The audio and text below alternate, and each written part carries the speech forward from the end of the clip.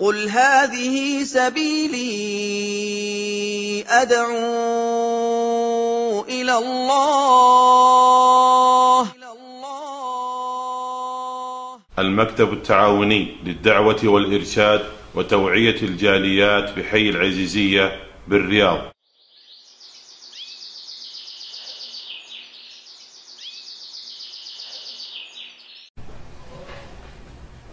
بسم الله الرحمن الرحيم. الحمد لله رب العالمين والعاقبة للمتقين والصلاة والسلام على خير خلقه محمد وعلى آله وصحبه أجمعين. أما بعد، فإن خير الحديث كتاب الله وخير الهدي هدي محمد صلى الله عليه وسلم وشر الأمور محدثاتها وكل محدثة بدعة وكل بدعة ضلالة وكل ضلالة في النار. رب اشرح لي صدري ويسر لي أمري واحلل عقدة من لساني يفقه قولي. رب زدني علما. پیارے بھائیوں، تمام قسم کی تعریفات، جملہ حمد و ثنا اللہ رب العالمین کے لیے ہے، جس نے ہمیں بے شمار انعام و اکرام سے نوازا۔ سب سے بڑا انعام جو اللہ تبارک و تعالی نے ہمارے اوپر کیا وہ اسلام ہے۔ ہمیں اللہ تبارک و تعالی نے اسلام جیسی نعمت سے نوازا،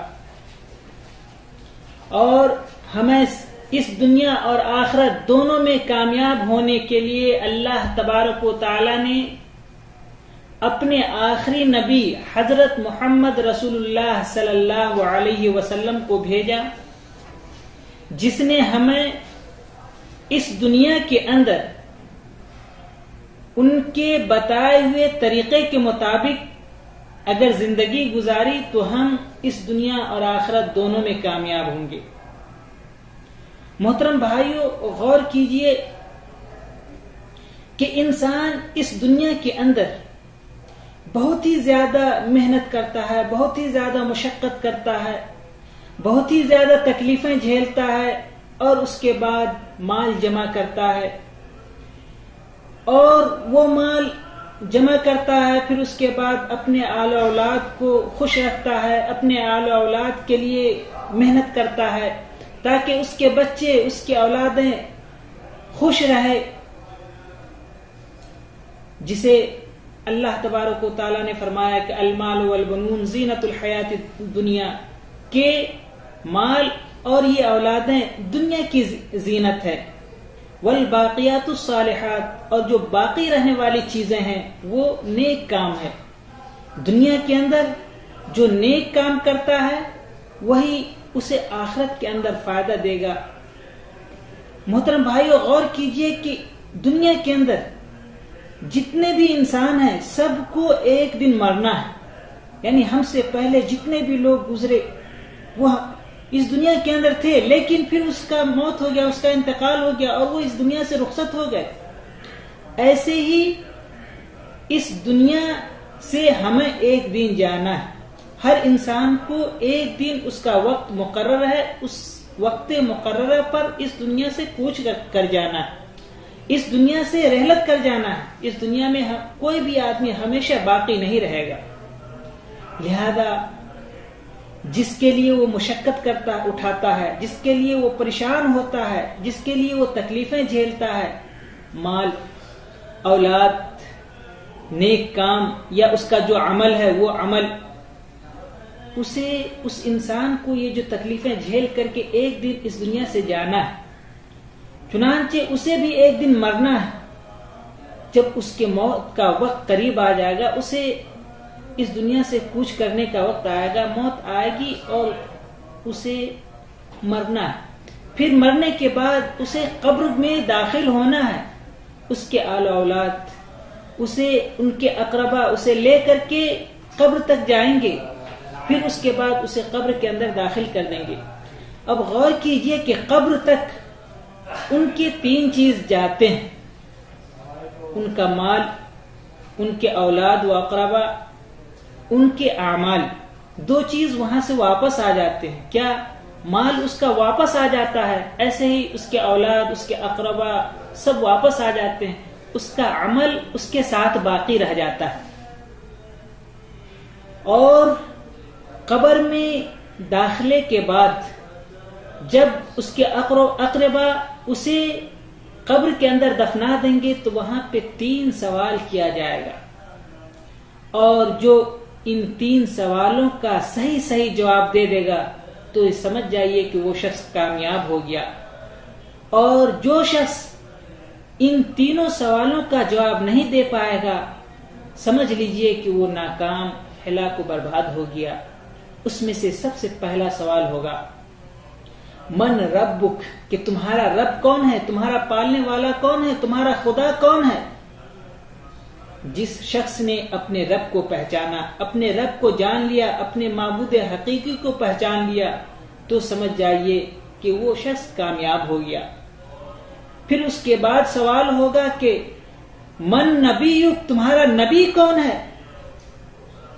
جس شخص نے اپنے نبی کو پہچانا، اپنے نبی کو جانا، اپنے نبی کو پہچاننے کے بعد ان کے فرمودات کے مطابق اپنی زندگی گزارا تو سمجھیے کہ وہ کامیاب ہو گیا. تیسرا سوال ہوگا کہ ما دین، تمہارا دین کیا ہے. اگر جس شخص نے دین اسلام کو پہچانا، اس کے بتائے ہوئے طریقے کے مطابق اپنی زندگی گزارا تو پھر یہ جان لیجئے کہ وہ کامیاب ہو جائے گا. محترم بھائیوں، میں نے پچھلے اس میں بتایا تھا کہ لا الہ الا اللہ کا کیا معنی ہے. اب میں یہ بتانا چاہتا ہوں اس میں کہ محمد رسول اللہ کا کیا معنی ہے. جب ہم نے اللہ کے رسول حضرت محمد صلی اللہ علیہ وسلم کو پہچان لیا، پہچاننے کے بعد ہم نے اس بات کا اقرار کیا کہ وہ اللہ تبارک و تعالیٰ کے بندے اور ان کے رسول ہیں. یعنی اللہ تبارک و تعالیٰ نے حضرت محمد رسول اللہ صلی اللہ علیہ وسلم کو ہمارے طرف رسول بنا کر کے بھیجا، ہمارے لیے بھیجا تاکہ ہم ان کی بتائے ہوئے طریقے کے مطابق اپنی زندگی کو ڈھال لیں اور ہم اس دنیا کے ساتھ ساتھ آخرت میں بھی کامیاب ہو جائیں. محترم بھائیوں، جب ہم نے اللہ کے رسول حضرت محمد صلی اللہ علیہ وسلم کو اپنا رسول مانا، اس کے بعد کچھ شرطیں بھی ہمارے اوپر عائد ہوتی ہیں. اس میں سے سب سے پہلی شرط کیا ہے؟ وہ یہ ہے کہ اللہ کے رسول حضرت محمد صلی اللہ علیہ وسلم کی اطاعت کی جائے. یعنی طاعت النبی صلی اللہ علیہ وسلم. اللہ تبارک و تعالیٰ نے ہر رسول کو اسی لیے بھیجا تاکہ اس کی اطاعت کی جائے، اس کی فرما برداری کی جائے، اس کے مطابق اپنی زندگی کو ڈھالا جائے. جیسا کہ اللہ تبارک و تعالیٰ نے قرآن مجید کے اندر ارشاد فرمایا کہ وَمَن يُطِعِ الرَّسُولَ فَقَدْ أَطَاعَ اللَّهَ، کہ جس نے رسول کی اطاعت کی گویا کہ اس نے اللہ تبارک و تعالیٰ کی اطاعت کی. یعنی اللہ تبارک و تعالیٰ نے رسول کو اسی لیے بھیجا تاکہ ہم اس کی اطاعت کریں، اس کے بتائے ہوئے طریقے کے مطابق اپنی زندگی کو ڈھالیں، ان کی اتباع کریں، ان کی پیروی کریں. اور اگر ہم نے اس کی اتباع کی تو یہ جان لیجئے کہ اللہ کے رسول صلی اللہ علیہ وسلم نے فرمایا، صحیح بخاری کی یہ روایت ہے کہ کل امتی یدخلون الجنہ، کہ میری تمام امت جنت کے اندر داخل ہوگی، الا من ابا، مگر وہ شخص جنت کے اندر داخل نہیں ہوگا جس نے میرا انکار کیا. صحابہ کرام نے کہا کہ وَمَن يَأْبَى يَا رسول اللہ، کہ کون آپ کا انکار کرے گا، کون آپ کی نافرمانی کرے گا. اللہ کے رسول صلی اللہ علیہ وسلم نے فرمایا کہ من اطاعنی دخل الجنہ، کہ جس نے میری اطاعت کی، جس نے میرے بتائے ہوئے طریقے کے مطابق چلا، جس نے میرے فرمودات کے مطابق اپنی زندگی کو ڈھالا، دخل الجنہ، وہ جنت کے اندر داخل ہوگا. ومن عصانی، جس نے میری نافرمانی کی، فقد ابا، اس نے میرا انکار کیا، اس نے میری نافرمانی کی. تو اس سے پتہ یہ چلتا ہے کہ اللہ کے رسول صلی اللہ علیہ وسلم کی اطاعت ضروری ہے. اللہ تبارک و تعالیٰ نے رسول کو اسی لیے بھیجا کہ ہم اس کی اتباع کریں، اس کی پیروی کریں، اور یہ سب سے پہلا شرط ہے. دوسرا شرط یہ ہے کہ ہم اس کی تصدیق کریں جس بات کا وہ ہمیں خبر دیں، یعنی جن باتوں کی انہوں نے ہمیں خبر دی ہے ہم ان کی تصدیق کریں. تصدیقہ فیما اخبر، یہ دوسری شرط ہے. اللہ تبارک و تعالیٰ نے ارشاد فرمایا کہ وما ينطق عن الهوى ان هو الا وحی یوحى، کہ اللہ کے رسول حضرت محمد صلی اللہ علیہ وسلم اپنی جانب سے کچھ نہیں بولتے بلکہ وہ وہی بولتے ہیں جو ان کے اوپر وحی کیا جاتا ہے. لہذا ہمیں چاہیے کہ اللہ کے رسول حضرت محمد صلی اللہ علیہ وسلم کو جب ہم نے اپنا نبی مانا، اپنا رسول مانا، تو ہم ان کے ہر اس بات کی تصدیق کریں جس کی وہ ہمیں خبر دیے ہیں. جن باتوں کی انہوں نے ہمیں خبر دی ہر اس بات کی ہم تصدیق کریں. تیسری شرط یہ ہے کہ ہم ہر اس چیز سے باز آ جائیں جس سے اللہ کے رسول صلی اللہ علیہ وسلم نے منع فرمایا ہے. یعنی اللہ کے رسول صلی اللہ علیہ وسلم نے جن چیزوں سے ہمیں روکا ہے ہم اس سے رک جائیں، جن چیزوں سے ہمیں منع کیا ہے ہم اس سے باز آ جائیں، ہم اس عمل کو نہ کریں، ہم اس کام کو نہ کریں. جیسا کہ اللہ کے رسول صلی اللہ علیہ وسلم نے سب سے پہلے شرک سے ہمیں روکا کہ ہم اللہ کے ساتھ کسی دوسرے کو شریک نہ کریں، یہ شرک سب سے بڑا گناہ ہے. ایسے ہی کبائر گناہ جو ہیں ہم اس سے باز آ جائیں، ہم اس کا مرتکب ہم نہ ہوں، ہم اس کو نہ کریں. ایسے ہی موبقات جو ہیں ان سے اللہ کے رسول صلی اللہ علیہ وسلم نے ہمیں منع کیا ہے، ہم اس سے باز آ جائیں، ہم اس کو نہ کریں. ایسے ہی جو چھوٹے چھوٹے گناہ ہیں ہم اس سے باز آ جائیں، اسے نہ کریں، مکروہات سے ہم بچے رہیں. محترم بھائیو، یہی یعنی جو اللہ کے رسول صلی اللہ علیہ وسلم نے ہمیں جن چیزوں سے منع کیا ہے اگر ہم اس سے باز آتے ہیں تو یہ جان لیجئے کہ یہی چیز اللہ کے رسول صلی اللہ علیہ وسلم سے محبت کی علامت ہے، محبت کی دلیل ہے. اور محبت جب اللہ کے رسول صلی اللہ علیہ وسلم سے ہوگی تو اسی کے مطابق ہمارے ایمان میں زیادتی ہوگی اور ہم اسی سے کفر سے، فسق سے اور برائیوں سے ہم بچے رہیں گے اور اس سے ہمیں نفرت ہوگی. اور چوتھی شرط یہ ہے کہ ہم اللہ تبارک و تعالیٰ کی عبادت ویسے ہی کریں جیسا کہ اللہ کے رسول صلی اللہ علیہ وسلم نے ہمیں بتایا ہے، کیونکہ عبادت کے اندر یہ توقیفی ہے. ہم اللہ تبارک و تعالیٰ کی عبادت ویسے ہی کریں جیسا کہ اللہ کے رسول صلی اللہ علیہ وسلم نے ہمیں عبادت کر کے بتایا ہے. اور یہی اللہ کے رسول صلی اللہ علیہ وسلم کو اپنا رسول ماننے کا فائدہ ہے. اور اپنا رسول جب ہم نے مان لیا تو اللہ کے رسول صلی اللہ علیہ وسلم نے جن باتوں کی ہمیں حکم دی ہے ہم ان کو کریں، اور جیسے انہوں نے ہمیں اللہ رب العالمین کی عبادت کرنے کے لیے بتایا ہے ویسے ہی ہم اللہ رب العالمین کی عبادت کریں.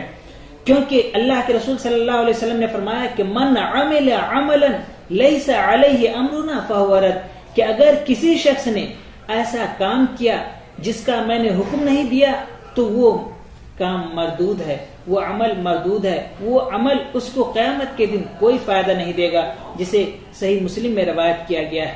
محترم بھائیو، ایسے ہی اللہ کے رسول صلی اللہ علیہ وسلم سے محبت، حضور صلی اللہ علیہ وسلم سے محبت اور جو وہ لے کر کے آئے ہیں اس سے محبت ہم سب پر واجب ہے، ہم سب پر واجب ہے. اگر اللہ کے رسول صلی اللہ علیہ وسلم جو چیز لے کر کے آئے ہیں اس میں سے کسی چیز سے بھی وہ نفرت کرے یا بغض رکھے، اگرچہ وہ اللہ کے رسول صلی اللہ علیہ وسلم کے بتائے ہوئے طریقے کے مطابق عمل ہی کرے تو یہ وہ شخص کافر ہوگا. ایسے ہی صرف اللہ کے رسول صلی اللہ علیہ وسلم سے زبان سے محبت کا دعویٰ کرے لیکن عمل نہیں کرے تو اس کو بھی کوئی فائدہ نہیں پہنچائے گا، بلکہ محبت اللہ کے رسول صلی اللہ علیہ وسلم سے اس وقت فائدہ پہنچائے گا اگر وہ شخص اللہ کے رسول صلی اللہ علیہ وسلم کے بتائے ہوئے طریقے کے مطابق عمل کرتا ہے. ایسے ہی زیادہ سے زیادہ اللہ کے رسول صلی اللہ علیہ وسلم پر درود و سلام بھیجنا، اور یہ اللہ کے رسول صلی اللہ علیہ وسلم سے محبت کی علامت ہے۔ ایسے ہی اللہ کے رسول صلی اللہ علیہ وسلم سے محبت کی علامت یہ ہے کہ اپنے اخلاق کو اللہ کے رسول صلی اللہ علیہ وسلم کے اخلاق کریمہ کے مطابق بنائے، ڈھالے، کیونکہ اللہ کے رسول صلی اللہ علیہ وسلم ہی ہمارے لیے اسوہ ہے۔ آخر میں دعا ہے کہ اللہ تبارک و تعالی ہم تمام لوگوں کو محمد رسول اللہ صلی اللہ علیہ وسلم کا معنی سمجھنے کی توفیق عطا فرمائے، اور اللہ کے رسول حضرت محمد صلی اللہ علیہ وسلم کے بتائے ہوئے طریقے کے مطابق اپنی زندگی کو ڈھالنے کی توفیق عطا فرمائے، آمین۔ وآخر دعوانا الحمدللہ رب العالمین۔ السلام علیکم ورحمۃ اللہ وبرکاتہ۔